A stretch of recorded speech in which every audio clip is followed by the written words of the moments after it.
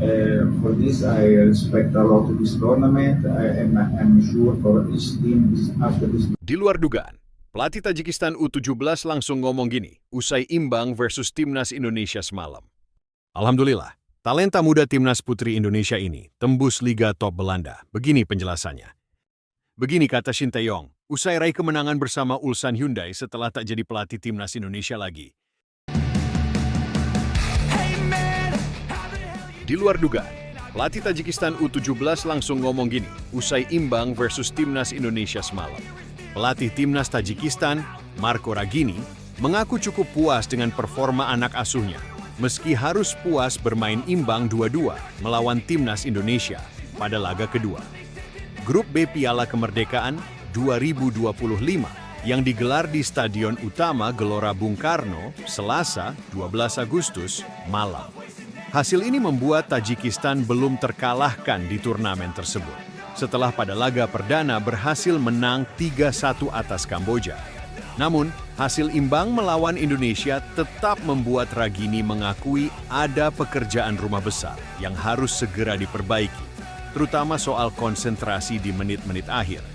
Kami sebenarnya bermain cukup baik di 60 menit pertama, menguasai bola, dan menciptakan beberapa peluang bersih. Tapi kami harus mengakui, Indonesia punya semangat juang yang luar biasa di depan pendukungnya sendiri, ujar Ragini usai pertandingan. Tajikistan sejatinya sempat unggul 2 gol lebih dulu, lewat sepakan jarak jauh Rustamov di menit ke-23 dan sundulan Sharipov di menit ke-54. Namun Garuda Muda bangkit di 15 menit terakhir, lewat gol penalti Marcelino Ferdinand dan sepakan keras Hoki Karaka di masa injury time. Gol kedua, Indonesia terjadi di momen kami terlalu percaya diri menguasai permainan. Sepak bola adalah tentang menjaga fokus sampai peluit akhir. Ini pelajaran yang harus kami ambil, lanjut Ragini. Meski kecewa dengan hilangnya poin penuh, pelatih asal San Marino itu tetap memberikan apresiasi tinggi kepada para pemainnya yang mampu menahan tekanan publik JBK. Ia juga memuji kualitas individu pemain Indonesia yang menurutnya semakin matang. Saya melihat perkembangan yang luar biasa dari Indonesia. Mereka punya kombinasi teknik dan kecepatan yang bagus, ditambah dukungan supporter yang membuat atmosfer pertandingan sangat intens. Ini laga yang baik untuk kedua tim, kata Ragini. Dengan hasil imbang ini, Tajikistan mengoleksi 4 poin dari 2 laga dan akan menghadapi Myanmar di pertandingan terakhir fase grup. Sementara Indonesia juga mengemas poin yang sama, namun unggul selisih gol. Kami akan mempersiapkan diri dengan lebih baik untuk laga berikutnya. Target kami tetap lolos ke semifinal, tapi saya juga ingin melihat tim ini berkembang secara mental dan taktis, tutup Ragini. Alhamdulillah, talenta muda Timnas Putri Indonesia ini tembus Liga Top Belanda. Begini penjelasannya. Kabar membanggakan datang dari sepak bola putri Indonesia. Claudia Scheunemann, penyerang muda Timnas Putri Indonesia, resmi bergabung dengan FC Utrecht Wanita yang berkompetisi di Eredivisie Vrouwen, kasta tertinggi sepak bola putri Belanda. Pemain berusia 16 tahun tersebut menandatangani kontrak jangka panjang hingga 2028 pada Selasa, 12 Agustus, sekaligus mencatat sejarah sebagai pesepak bola keturunan Indonesia pertama yang dikontrak klub papan atas Eropa. Sebagai playmaker Timnas Indonesia, Claudia menunjukkan bakat luar biasa selama uji coba. Kami tak sabar melihatnya bersinar dengan seragam merah putih, ujar manajer teknik FC Utrecht Wanita, Marlo Peters. Claudia dikenal memiliki kecepatan, kelincahan, dan visi permainan tajam. Namanya mulai mencuat saat membawa Timnas U17 Putri melaju ke semifinal AFC U17 Women's Asian Cup 2024. Dalam turnamen tersebut, ia mencetak 3 gol dan menarik perhatian pemandu bakat Eropa. Menandatangani kontrak profesional pertama dengan FC Utrecht adalah mimpi yang menjadi kenyataan. Saya bangga menjadi pemain keturunan Indonesia pertama di Liga Top Eropa. Saya akan bekerja keras untuk mendapatkan tempat di tim utama dan meraih prestasi bersama Utrecht, kata Claudia di Instagram FC Utrecht. Musim lalu, FC Utrecht finish di peringkat keempat Eredivisie Vrouwen, di bawah FC Twente, PSV, dan Ajax. Kehadiran Claudia diproyeksikan sebagai senjata baru di lini depan setelah klub kehilangan 2 penyerang utama. Meski kepergian Claudia patut disyukuri, hal ini juga menyoroti minimnya kompetisi rutin sepak bola putri di dalam negeri. Liga 1 Putri terakhir digelar pada 2019 dan PSSI baru berencana menggulirkannya kembali pada 2027.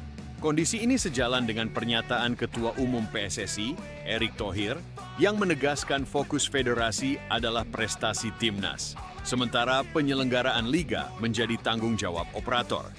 Kepindahan Claudia ke FC Utrecht menjadi bukti bahwa talenta sepak bola putri Indonesia mampu bersaing di level Eropa. Namun tanpa liga yang berjalan rutin, bakat-bakat terbaik akan mencari ruang berkembang di luar negeri. Begini kata Shin Tae-yong, usai raih kemenangan bersama Ulsan Hyundai setelah tak jadi pelatih timnas Indonesia lagi. Shin Tae-yong meraih hasil manis di laga debut menjadi pelatih Ulsan HD. Sebagai informasi, Shin Tae-yong resmi menjadi pelatih Ulsan HD pada 5 Agustus 2025. Pelatih berusia 54 tahun itu lalu menjalani debut sebagai pelatih Ulsan HD pada Sabtu, 9 Agustus 2025. Pada kesempatan tersebut, Ulsan HD ditantang Jeju United. Ini merupakan laga pekan ke-25 K-League 1 2024 sampai 2025. Hasil manis lalu diperoleh oleh Ulsan HD. Tim tuan rumah sanggup mengalahkan Jeju United dengan skor 1-0. Gol kemenangan Ulsan HD dicetak oleh Gustav Ludwigsen pada menit ke-73. Kemenangan ini sangat berarti bagi Ulsan HD. Pasalnya, tim berjuluk The Tiger itu sebelumnya telah melalui 12 laga tanpa kemenangan. Catatan tersebut sekaligus menjadi dasar pemecatan Kim Pan-gon. Sementara itu, kemenangan ini juga spesial bagi Shin Tae-yong. Ini merupakan kemenangan perdana Shin Tae-yong sebagai seorang pelatih setelah tak menjadi nahkoda timnas Indonesia. Momen tersebut lalu dibagikan Shin Tae-yong ke akun Instagram pribadinya. Pelatih yang sering disapa Coach STY itu lalu mengucapkan terima kasih kepada seluruh staf pelatih dan para supporter Ulsan HD. Kembali ke K-League sebagai pelatih Ulsan HD setelah 13 tahun. Para pemain dan para penggemar kami yang datang untuk mendukung kami dalam cuaca panas ini. Terima kasih banyak untuk semua staf klub dan staf pelatih. Akhirnya memenangkan kemenangan pertamaku pada tanggal 9 Agustus, tulis Shin Tae-yong. Mantan pelatih timnas Indonesia, Shin Tae-yong, kanan, saat menonton laga skuad Garuda melawan timnas Australia di Coffee Plus 62, Sudirman, Jakarta, Kamis, 20 Maret 2025. Sementara itu, Shin Tae-yong dipecat dari jabatan pelatih timnas Indonesia pada awal tahun 2025. PSSI lalu menunjuk Patrick Kluivert untuk menjadi pelatih timnas Indonesia yang baru. Di sisi lain, Nova Arianto update kondisi anak asuhnya yang jatuh ke parit di Stadion Utama Sumatera Utara di Piala Kemerdekaan 2025. Pelatih timnas Indonesia U17, Nova Arianto, membagikan kabar terbaru terkait kondisi strikernya, Mohammad Mirza Firjatullah, yang mengalami insiden di Piala Kemerdekaan 2025. Mirza terjatuh ke parit pembatas Stadion Utama Sumatera, Deli Serdang pada Selasa, 12 Agustus 2025, ketika berselebrasi setelah mencetak gol pembuka timnas Indonesia U19. Pesepak bola asal Persik Kediri itu membobol gawang timnas Tajikistan U19 pada menit ke-34. Sesudah menyundul bola hasil umpan silang dari Fadli Alberto, Mirza melompati adboard dan menyeberangi pagar.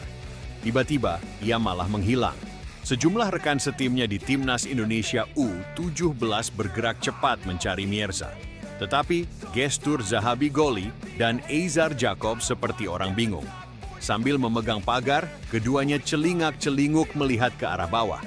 Usut punya usut, Mirza ternyata nyungsep ke bawah. Penyebabnya karena ia tidak melihat adanya celah antara pagar dengan tribun penonton. Sebab pagarnya tertutup spanduk Piala Kemerdekaan 2025.